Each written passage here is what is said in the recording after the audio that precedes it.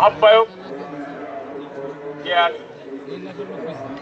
আমরা দীর্ঘ 17টি বছর আন্দোলন সংগ্রাম করেছি, রাজপথে ছিলাম। কামাল জামাল নজরুল্লাহ তাকে শিবচরের বাড়িতে, শিবচরের মাটিতে ঢুকতে দেওয়া হয় নাই। তিনি ঢাকা 17তে আন্দোলন সংগ্রাম করেছে, তার ব্যবসা বাণিজ্য সমস্ত সবকিছু বন্ধ করে দিয়েছিল। এরপরও তিনি পিছপা হন নাই, আন্দোলন চালাই গেছে। যাই হোক, আন্দোলন সংগ্রাম করেছি।